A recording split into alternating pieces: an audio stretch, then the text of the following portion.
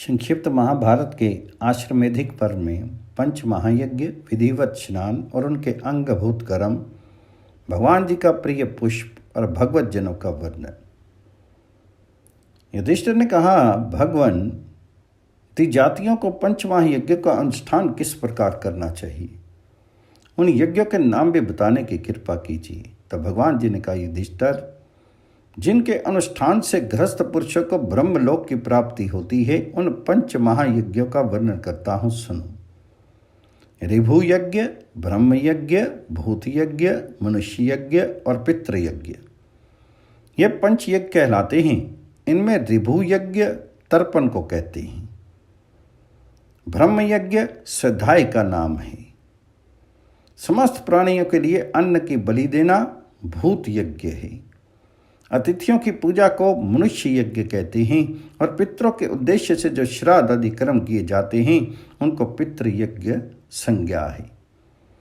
हुत, आहुत, परहुत, पराचित और बलिदान, ये पाक यज्ञ कहलाते हैं। वैश्यदेव आदि कर्मों में जो देवताओं के निमित्त हवन किया जाता है उससे विद्वान पुरुष हुत कहते हैं। दान दी हुई वस्तु को आहुत कहते हैं। ब्राह्मण को भोजन कराने का नाम परहुत है। प्राण अग्निहोत्र की विधि से जो प्राणों को 5 ग्रास अर्पण किए जाते हैं उनकी प्रायश्चित संज्ञा है। और गौ आदि प्राणियों की तृप्ति के लिए जो अन्न की बलि दी जाती है उसका नाम बलिदान है। इन 5 कर्मों को पाक यज्ञ कहते हैं। कितने ही विद्वान इन पाक यज्ञों को ही पंच महायज्ञ कहते हैं, किंतु दूसरे लोग जो महायज्ञ के स्वरूप को जानने वाले हैं ब्रह्म यज्ञ आदि को ही पंच महायज्ञ मानते हैं। ये सभी सब प्रकार से महायज्ञ बतलाए गए हैं। घर पर आए हुए भूखे ब्राह्मण को यथाशक्ति निराश नहीं लौटाना चाहिए। जो मनुष्य प्रतिदिन इन 5 यज्ञों का अनुष्ठान किए बिना ही भोजन कर लेते हैं वे केवल मल भोजन करते हैं। इसलिए विद्वान द्विज को चाहिए कि वे प्रतिदिन स्नान करके इन यज्ञों का अनुष्ठान करें। इन्हें किए बिना भोजन करने वाला द्विज प्रायश्चित का भागी होता है। युधिष्ठिर ने कहा, देव देवेश्वर, अपने इस भक्त को स्नान करने की विधि बतलाइए। तब भगवान जी बोले, पांडुनंदन, जिस विधि के अनुसार स्नान करने से द्विजगण समस्त पापों से छूट जाते हैं उस परम पितृ पाप नाशक विधि का पूर्ण रूप से श्रवण करो। मिट्टी, गोबर, तिल, कुशार, फूल आदि शास्त्रोक्त सामग्री लेकर जल के समीप जाएं। श्रेष्ठ द्विज को उचित है कि वह नदी में स्नान करने के पश्चात और किसी जल में न नहाए। अधिक जल वाला जलाशय उपलब्ध हो तो थोड़े से जल में कभी स्नान न करें।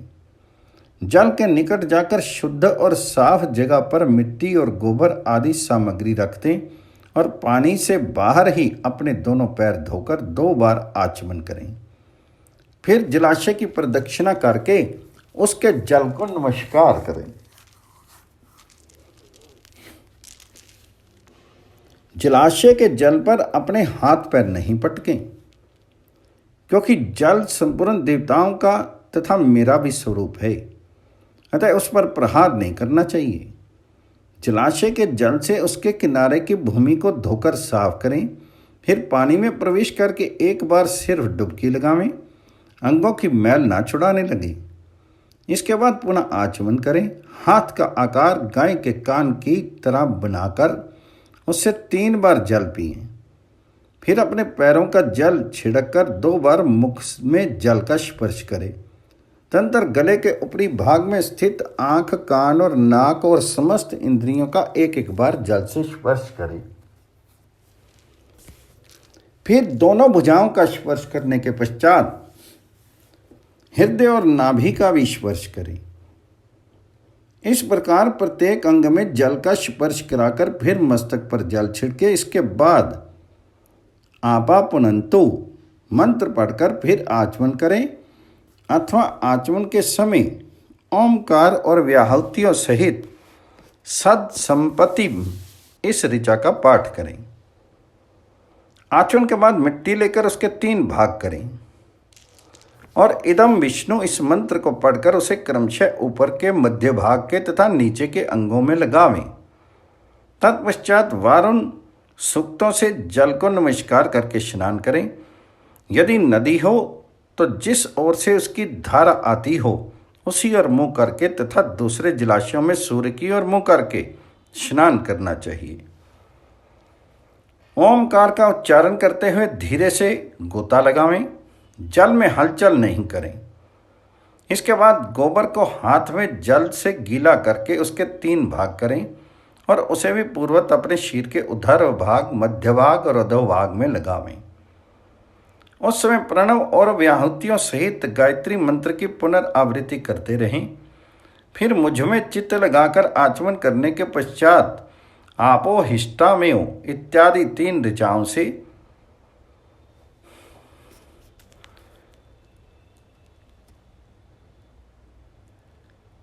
तरत समदभी इत्यादि 4 ऋचाओं से और गो सूक्त, अश्व सूक्त, वैष्णव सूक्त, वारण सूक्त, सावित्र सूक्त, इंद्र सूक्त, वामदेवी सूक्त और मुझसे संबंध रखने वाले अन्य साम मंत्रों के द्वारा शुद्ध जल से अपने ऊपर मार्जन करें। फिर जल के भीतर स्थित होकर अघमर्षण मंत्र का जप करें तथा प्रणव एवं व्याहुतियों सहित गायत्री मंत्र जपे एवं जब तक सांस रुकी रहे तब तक मेरा स्मरण करते हुए केवल प्रणव का ही जप करते रहें। इस प्रकार स्नान करके जलाशय के किनारे आकर धोए हुए शुद्ध वस्त्र, धोती और चादर धारण करें। चादर को कांख में रस्सी की भांति लपेट कर बांधे नहीं।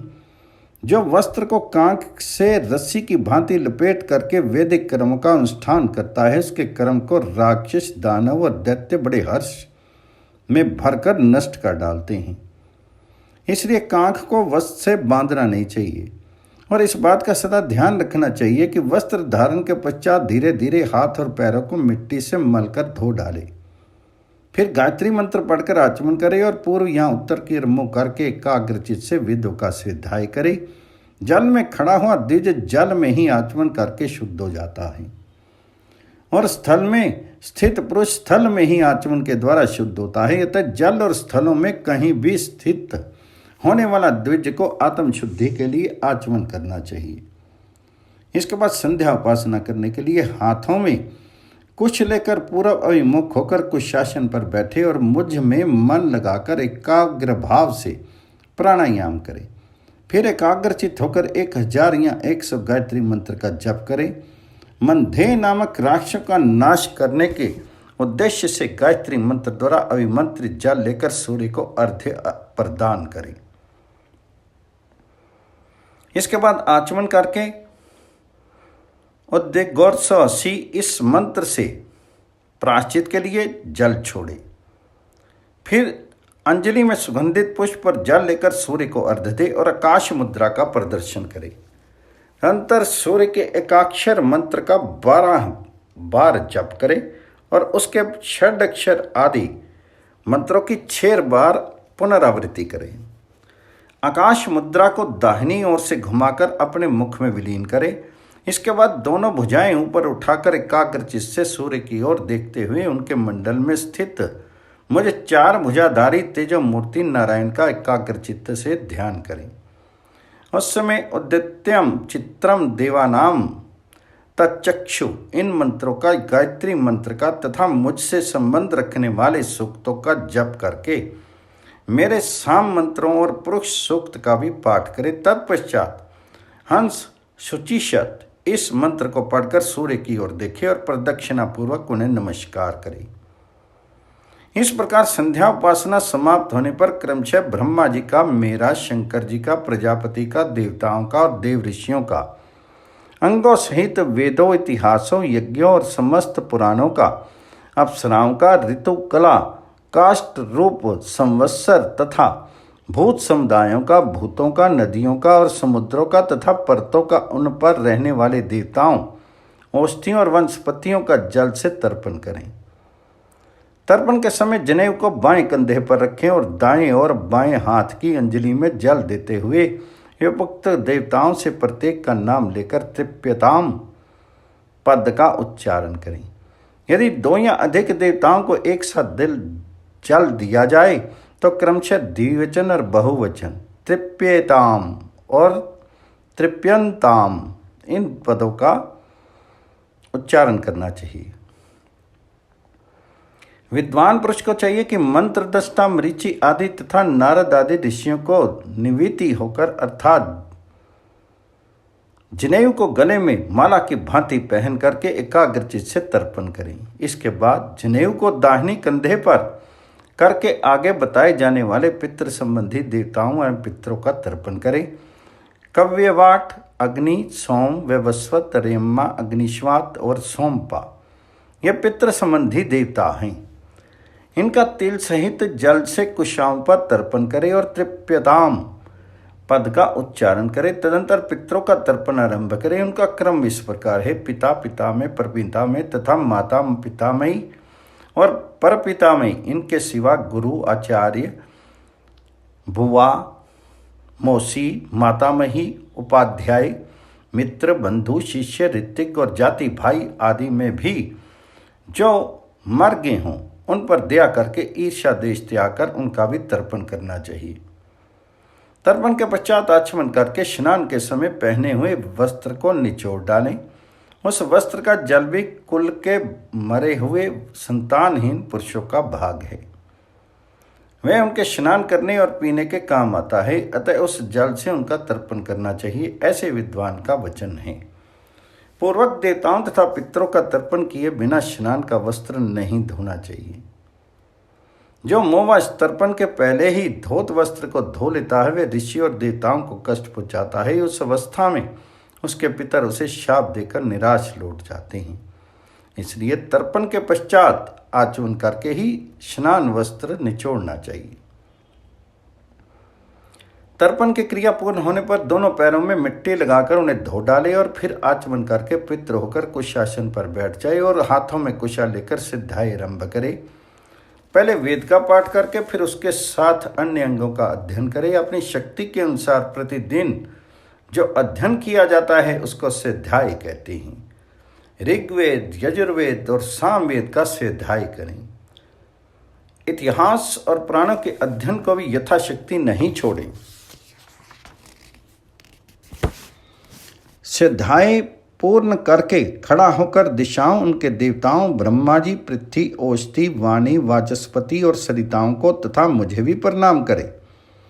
फिर जल लेकर प्रणव युक्त नमो अध्यभ्य ये मंत्र पढ़कर पूर्व जल देवता को नमस्कार करे। इसके बाद घृणी, सूर्य और आदित्य आदि नामों का उच्चारण करके अपने मस्तक पर दोनों हाथ जोड़कर सूर्य देव को प्रणाम करे और प्रणव का जप करते हुए एकाग्रचित से उनका दर्शन करें।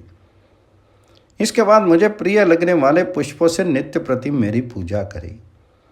युधिष्ठिर ने कहा, माधव, जो पुष्प आपको अत्यंत प्रिय हों और जिनमें आपका निवास हो उन सबका मुझसे वर्णन कीजिए। तब भगवान जी ने कहा, राजन, जो फूल मुझे बहुत प्रिय हैं उनके नाम बताता हूँ, सावधान होकर सुनो। कुमुद, करवीर, चंपक, चनक, चंपा, मालती, जाति पुष्प, नद्यवर्त, नंदिक, पलाश के फूल और पत्ते, दूर्वा, भृंगिक और वनमाला, ये फूल मुझे विशेष प्रिय हैं। सब प्रकार के फूलों से 1000 गुना अच्छा उत्पल माना गया है। उत्पल से बढ़कर पदम, पदम से शतदल, शतदल से सहस्त्रदल, सहस्त्रदल से पुंडरीक और 1000 पुंडरीक से बढ़कर तुलसी का गुण माना गया है।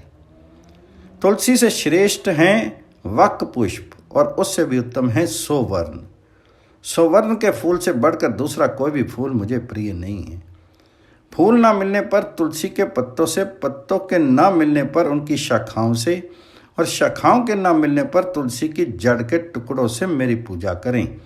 यदि वह भी नहीं मिल सके तो जहाँ तुलसी का वृक्ष खड़ा हो वहाँ की मिट्टी से ही भक्तिपूर्वक मेरा पूजन करें। अब त्यागने योग्य फूलों के नाम बता रहा हूँ, ध्यान देकर सुनो। किंकनी, मुनिपुष्प, धुरधुर, पाटल, अतिमुक्तक, पुन्नाग, नक्तमालिक, योधिक, शौरिका पुष्प, निर्गुंडी, लांगुली, जपा, अशोक, श्यामल का पुष्प, कुकुब, कविदार, वैभीतक, पुरंटक, कल्पक, कालक, अंकोल, गिरीकरनी, नीले रंग के फूल तथा एक पंखड़ी वाले फूल, इन सब का त्याग कर देना चाहिए।